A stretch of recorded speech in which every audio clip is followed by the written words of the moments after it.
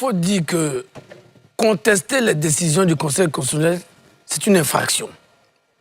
C'est pas vrai du tout. Si. C'est pas vrai du tout. Alors, s'il vous plaît,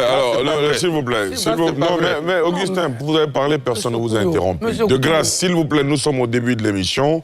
Quand l'un a la parole, il faut le laisser développer. Vraiment. Alors, vous me donnez la balle au bon. Je veux préciser que selon l'article 138 de la Constitution, toute contestation de la décision du Conseil constitutionnel, de quelque façon que ce soit, par les pouvoirs publics ou par les personnes morales, est interdite. Donc ce plateau ne sert pas... Ah si, s'il vous plaît, j'ai pas fini de parler. Oui, j'ai pas fini de parler. Augustin, j'ai pas fini. Mais vous me laissez... Augustin, vous me laissez finir. Après, vous aurez le temps de réagir. Ce que je veux dire, c'est qu'on peut se prononcer pour chercher à comprendre. Vous avez fait un très bon développement, Augustin Couillou, pour chercher à savoir qu'est-ce qui s'est passé pour qu'un candidat comme Assalé Tiemoko passe de 40 000 à 33 000. On peut se poser des questions sans remettre en cause la décision, parce qu'à ce moment-là, effectivement, nous-mêmes, en tant que chaîne de télévision, on peut tomber sous le coup de cette loi. Donc, de grâce, messieurs, l'idée, c'est pas de contester, c'est de poser des questions essentielles pour la perception de nos concitoyens. Cela ayant été dit, Augustin, vous allez réagir tout à l'heure. J'avais donné la parole à Guillaume Bateau. Allez-y. C'est que j'allais citer. Voilà. C'est une infraction, simplement. Alors, quand on a dit ça, je crois que l'une des plaies de notre démocratie, c'est cette incapacité qu'ont certains hommes politiques à respecter nos institutions. Mon prédécesseur disait oui, la CEI, mais la CEI n'a rien à voir. Quand M. Assalé Tiemoko dit que lui, il a fait des vérifications pendant 4 heures, je sais pas si c'est un cas exceptionnel. On a vu le temps qu'ont duré les dépôts de candidature de tous les candidats. Y compris même pour le président de la République. Ça ne dure pas 4 heures. À quel moment, lui, cette vérification dure 4 heures? Il faut qu'on soit un peu sérieux. Tout le monde, ici, en Côte d'Ivoire, y compris les candidats eux-mêmes, tout le monde a dit la CEI n'a rien à vérifier. La CEI reçoit les dossiers et les transmet au Conseil constitutionnel, dont c'est la compétence d'étudier les dossiers. Mais pourquoi on veut forcément attirer la commission électorale dans cette affaire? Là, ça n'a rien à y voir. Au Conseil constitutionnel, et puis, il dit, oui, il faut que les candidats...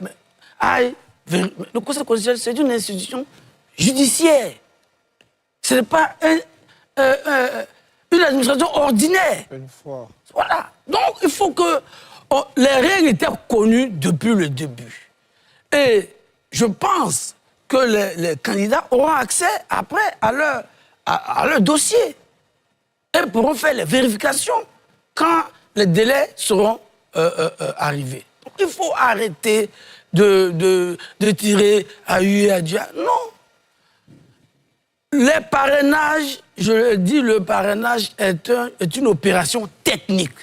Ce n'est pas un test de popularité. Parce qu'on entend ici, oui, tel parti est implanté, oui, tel... Non, c'est pas ça.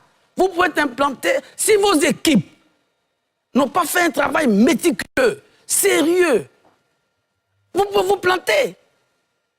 Si vos collecteurs n'ont pas reçu les moyens pour se déplacer, certains sont restés à Abidjan et on demande aux gens qui sont dans d'autres régions de venir se faire donner leur parrainage ici à Abidjan. C'est pas comme ça que ça se passe. La loi a un esprit et a une lettre. L'esprit, c'est que vous allez dans chaque région que vous avez choisi. Il y a 31 régions et 2 districts. Vous choisissez 17.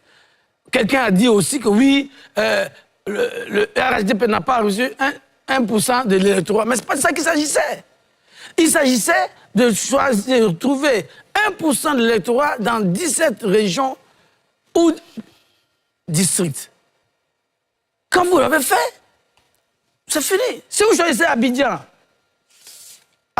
il vous faut 23 000 parrains. 23 000 et peu plus parrains. Si vous n'avez pas les 23 000 parrains, Abidjan est invalidé. Alors si pour faire le malin, vous choisissez Abidjan et que vous vous retrouvez avec des parrains absents, Il ne faut pas s'en prendre à la commission, pas s'en prendre au Conseil constitutionnel. Dans un pays organisé, structuré, les décisions du Conseil constitutionnel sont respectées. Et il faut que... C'est vrai qu'on dit qu'en politique, ou bien dans la vie, la mauvaise foi est la chose la mieux partagée, mais nos hommes politiques en font un peu trop. Il faut pas trop de mauvaise foi. On se plaît. Moi, je prends... Bon, notre ami Assalé, il dit, on a vérifié cette étude pendant 4 heures. Pourquoi? Pourquoi lui seul, on vérifierait la CEI pendant 4 heures?